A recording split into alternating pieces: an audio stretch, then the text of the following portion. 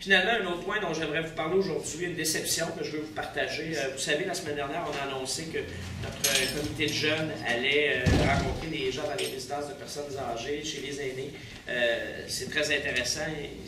Il reste encore, il y a à peu près 50% des rencontres de fait. Mais il y a un élément que je veux vous partager aujourd'hui, c'est la déception de nos aînés.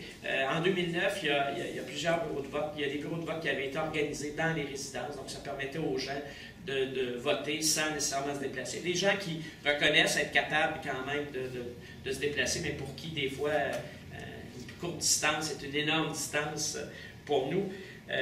Ce qui serait court pour nous est énorme pour eux, c'est ce que je veux dire.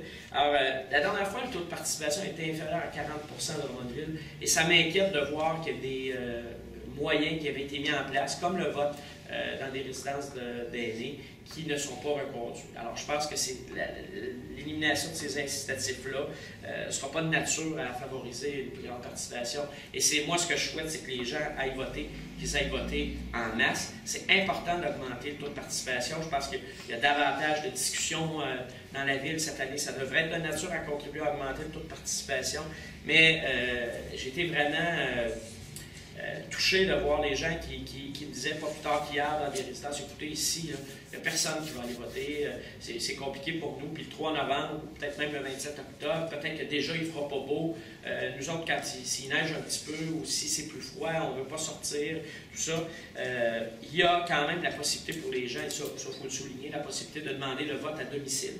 Quelqu'un qui n'est pas capable de se déplacer doit compléter un formulaire, mais évidemment, la présidente d'élection, l'équipe de la présidente d'élection nous a dit, on va s'assurer que ces gens-là qui font la demande, c'est une demande qui est sérieuse, ce pas des gens qui sont en forme, comme vous et moi, puis qui disent, ben, moi, je vais remplir le formulaire juste pour avoir le vote chez moi.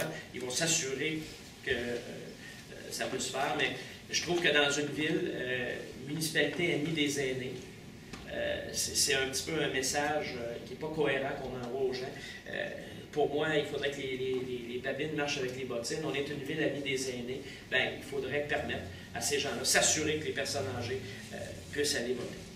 Voilà, ça fait le tour de ce que je voulais vous dire ce matin.